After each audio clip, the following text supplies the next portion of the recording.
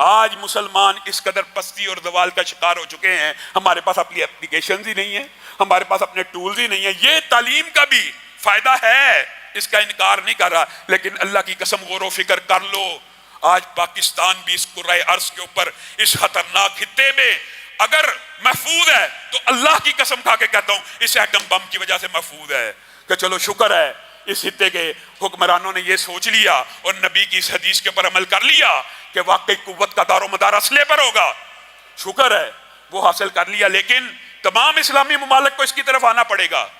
آپ سارے اسلامی ممالک اس بات کے اوپر جمع ہو جائیں کہ کسی اسلامی ملک کے اوپر حملہ ہمارے اوپر حملہ سمجھا جائے گا تو پھر اللہ تعالیٰ کی بھی بشارتیں ہیں، وہ 313 اکیلے کو نہیں ہے، کم من فیۃ قلیلۃ غلبت فیۃ کثیرۃ باذن اللہ، کتنے ہی کم تعداد کے لشکر کتنے ہی بڑے تعداد کے لشکروں پہ غالب آئے ہیں، کس بنیاد کے اوپر؟ اسلحے اور ایمانی قوت کی بنیاد کے اوپر۔ اور اگر 313 کا آپ نقشہ دیکھیں تو ان کے پاس اسلحہ بھی نہیں تھا۔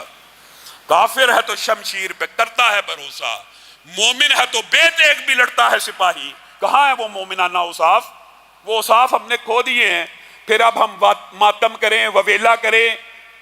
ہم تو آج اتنی زبوں کا شکار ہیں کہ قومی مسئلہ کشمیر اس کو بھی فراموش کر چکے، اور مسجد اقصیٰ تو اب کسی کا قومی مسئلہ ہی نہیں رہا۔ وہ مسجد اقصیٰ کہ سبحان الذی اسریٰ بعبدہ لیلا من المسجد الحرام الی المسجد الاقصیٰ، اس کی قدر و قیمت بھول گئے ہو؟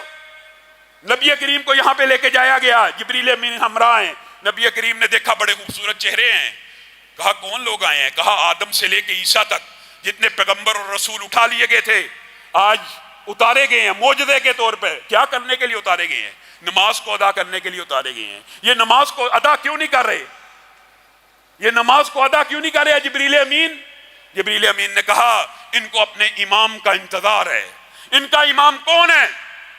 جبریل امین نے نبی کریم کے کاندھہ اقدس کے اوپر ہاتھ رکھا اور 1,24,000 کم و بیش انبیاء کے مسلح امامت پہ کھڑا کر دیا۔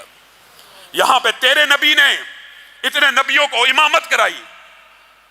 آج پارلیمنٹ کے اندر بھی، پوری دنیا کے اندر بھی یہ واضح ہے کہ جی یہ مسلمانوں کا اس پہ حق نہیں ہے، مسلمانوں کا اس کے اوپر حق ہی نہیں ہے۔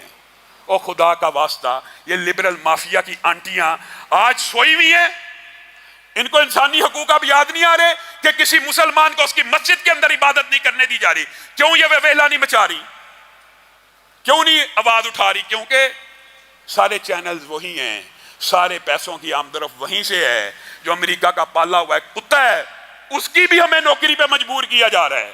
امریکہ تو چلو چودھری ہے، جب تک قوت طاقت نہیں آنی اس کے ساتھ ہیلو ہائی رکھنا مجبوری ہوگی۔ سمجھ آ گئی ہمیں بھی بات کہ ایک چودھری کے ساتھ یس رکھنی ہے، لیکن کیا اس کے پالے ہوئے کتوں کے آگے بھی لیٹ جانا ہے؟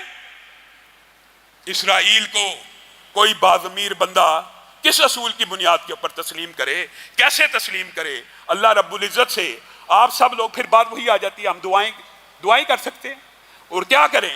جہاد کرنے کا نام لیں تو پکڑ کے جیلوں میں ڈال دیا جائے گا۔ کوئی جہاد کی بات کر سکتا ہے؟ آج فرانس نے نبی کریم کی توہین کی ہے، فرانس کے خلاف جہاد کا فتویٰ دینے والا کوئی عالم دنیا میں موجود ہے؟ اسرائیل ڈنڈے کے زور کے اوپر، طاقت کے زور کے اوپر آج مسجد اقصیٰ پہ حملہ آور ہے۔ حکمران دورے کر رہے ہیں، ایک دوسرے کی خاطر مدارت کر رہے ہیں، ایک دوسرے کی آؤ بھگت کر رہے ہیں۔ 55 اسلامی ممالک کے ضمیر سو گئے ہیں۔ یہ جو 1.5 ارب ہیں، وہ تو ظالم نے کہا تھا نا، یہ جو 10 کروڑ ہیں جہل کا نچوڑ ہیں، ان کی فکر سو گئی۔ آج 1.5 ارب مسلمانوں کی فکر سو گئی ہے۔ آؤ اپنے اسلاف کی روایات کی طرف پلٹو۔ تمہیں تاریخ بھی غلط پڑھائی گئی، تمہارے ساتھ پراپوگنڈا کیا گیا، تمہیں یہ سمجھایا گیا یہ 1,000 برس پرانی یونیورسٹیاں تھیں، ان کی وجہ سے شاید یہ مسلمانوں پہ غالب آ گئے۔ نہیں، تمہیں غلط سمجھایا گیا۔ آج بھی سپر پاور معاشی طور پہ سب سے مضبوط ملک نہیں ہے، تعلیمی طور پہ نمبر 1 ملک سپر پاور نہیں ہے، وہی مضبوط ہے جس کے پاس اسلحے کی ٹیکنالوجی ہے۔ اور یہ بات نبی کریم صلی اللہ علیہ وسلم 1400 سال پہلے آپ کو اور مجھے بتا کے گئے ہیں۔ اللہ رب العزت ہمارے مسلم حکمرانوں کو اس کے اوپر عمل پیرا ہونے کی توفیق عنایت فرمائے۔ سبحان ربک رب العزت عما یصفون وسلام علی المرسلین والحمد للہ رب العالمین۔ معزز سامعین گرامی قدر،